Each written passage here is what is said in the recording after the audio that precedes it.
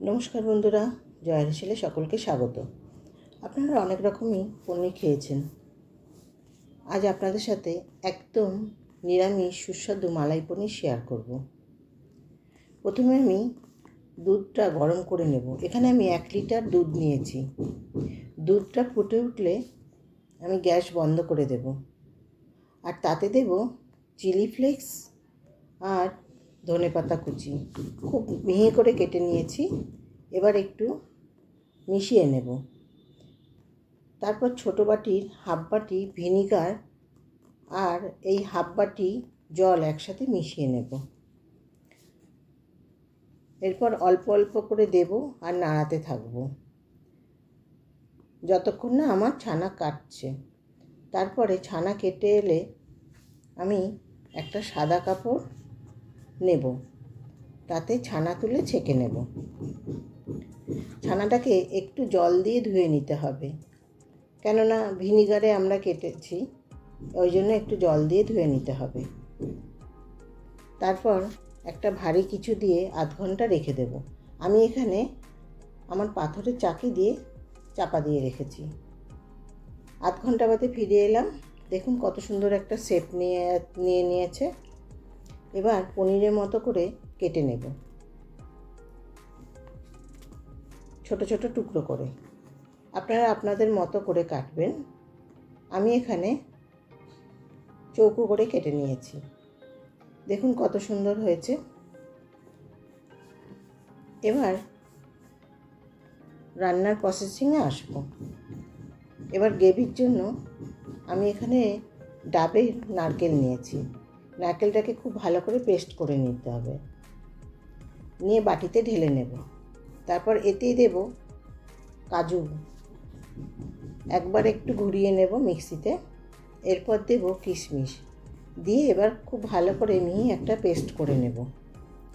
এবার গ্যাসে প্যান বসিয়ে তাতে ছোটো চামচে 2 চামচ সাদা তেল আর ছোটো চামচেরই 1 চামচ মাখন দেব। মাখনটা মেল্ট হলে এতে দিয়ে দেব গরম মশলা থেতো করা। একটু নাড়াচাড়া করে নেব। গরম মশলায় আছে দারচিনি, লবঙ্গ, এলাচ। একটু নাড়াচাড়া করে নিয়ে এতে দেব হাফ চামচ আদা বাটা আর হাফ চামচ কাঁচা লঙ্কা বাটা। দেব পরিমাণ মতো লবণ। খুব ভালো করে কষিয়ে নিতে হবে। কাঁচা গন্ধ চলে গেলে এবার আমি দিয়ে দেব কাজু কিশমিশ পেস্ট। এখন গ্যাসের ফ্লেমটাকে একেবারে লোতে রাখতে হবে।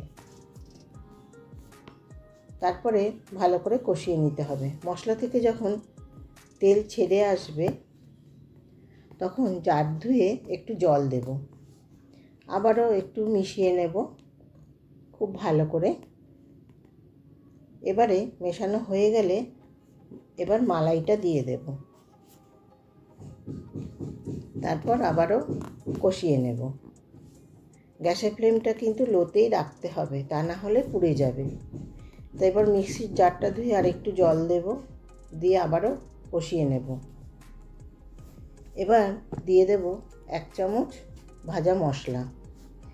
ভাজা মশলা দিয়ে একটু মিশিয়ে সামান্য জল দেব। তারপরে ফুটতে দেব 1 থেকে 2 মিনিট। মানে আমি যতটা গ্রেভি রাখবো ঠিক ততটাই জল দেব। তারপর 1 থেকে 2 মিনিট ফুটতে দেব। এবার ভালো করে নাড়াচাড়া করে নিয়ে এবার পনির দিয়ে দেবো আর হালকা হাতে একটু মশলার সাথে মিশিয়ে নেব। এখন